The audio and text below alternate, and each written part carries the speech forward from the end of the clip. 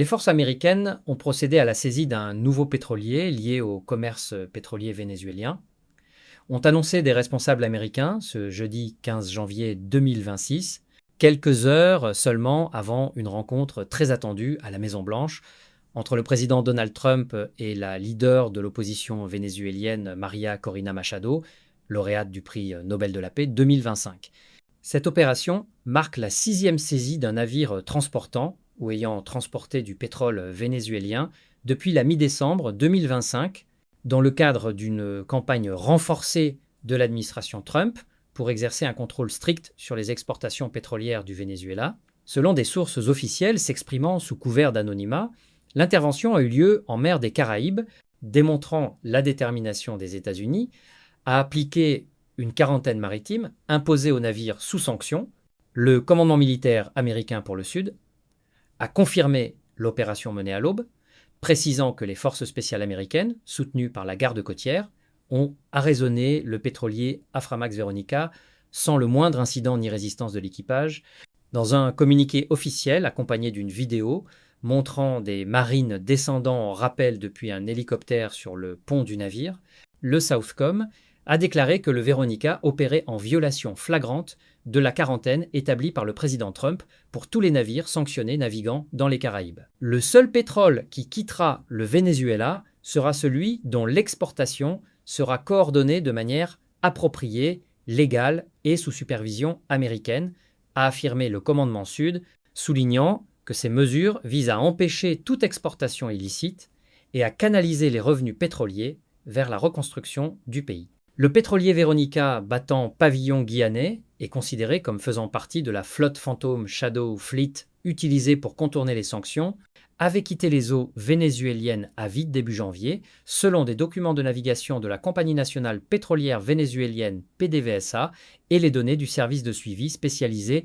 tankertrackers.com. Contrairement à d'autres navires interceptés récemment, qui tentaient de retourner chargés du brut au Venezuela, le Veronica n'avait pas repris cette route, mais son historique de passage dans les eaux vénézuéliennes et ses liens avec des entités sanctionnées ont suffi à justifier l'intervention. Ces saisies successives s'inscrivent dans une stratégie plus large, initiée par l'administration Trump, pour destituer Nicolás Maduro, accusé de narcoterrorisme et de corruption massive. Cette campagne a atteint son apogée le 3 janvier 2026, avec une opération militaire audacieuse des forces spéciales américaines à Caracas, qui a permis la capture de Maduro et de son épouse Cilia Flores. Les deux ont depuis été transférés à New York pour faire face à des charges fédérales et Maduro a plaidé non coupable lors de son audience initiale. À la suite de cette intervention, qui a été justifiée par l'administration comme une action d'application de la loi avec soutien militaire,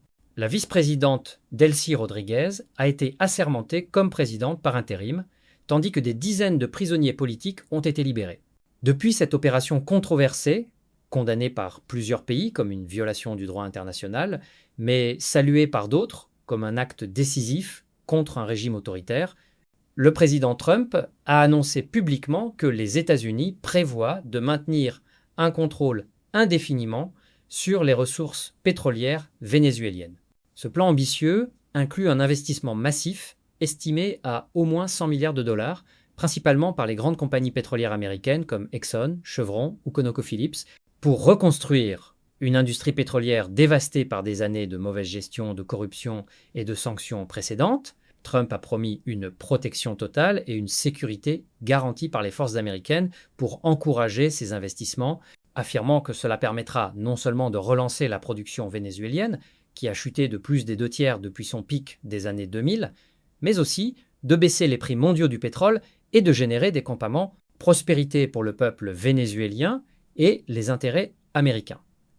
Cependant, des exécutifs du secteur pétrolier ont exprimé des réserves, qualifiant le Venezuela d'ininvestissable à court terme en raison des risques politiques persistants et des coûts exorbitants pour exploiter le pétrole lourd du pays. Parallèlement, le gouvernement américain a déposé des demandes de mandat judiciaire auprès des tribunaux fédéraux pour saisir des dizaines d'autres pétroliers supplémentaires impliqués dans le commerce pétrolier vénézuélien, selon des sources proches du dossier cité par Reuters. Ces navires interceptés jusqu'à présent étaient soit directement sous sanction américaine, soit intégré à cette flotte parallèle internationale qui dissimule l'origine du pétrole provenant de producteurs sanctionnés comme l'Iran, la Russie ou le Venezuela. La plupart arboraient des pavillons de complaisance ou avaient vu leur immatriculation annulée par les autorités maritimes du Panama, des îles Cook ou du Guyana avant leur interception, rendant leur statut légal douteux.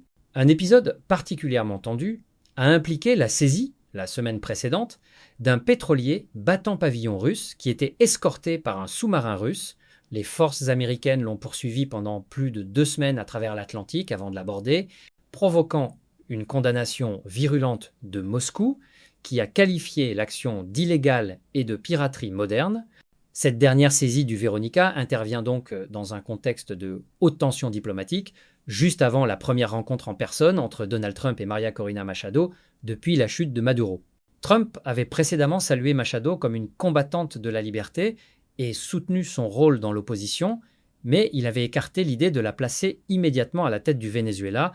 arguant qu'elle manquait encore d'un soutien intérieur suffisamment large pour assurer une transition stable. Machado, de son côté, a utilisé cette rencontre pour plaider en faveur d'un rôle plus central pour sa coalition d'opposition dans la gouvernance transitoire. À l'issue de la réunion, elle a déclaré aux journalistes qu'elle avait présenté sa médaille du prix Nobel de la paix à Trump en reconnaissance de son engagement unique pour la liberté du Venezuela, bien qu'il ne soit pas clair si le président a accepté ce geste symbolique. Elle a ajouté que le peuple vénézuélien comptait sur le président Trump pour achever la transition vers la démocratie. Ces développements illustrent la volonté affirmée de l'administration Trump de remodeler radicalement la géopolitique énergétique de l'Amérique latine en combinant pression militaire, sanctions économiques et investissements privés massifs, tout en naviguant les complexités d'une transition politique fragile au Venezuela.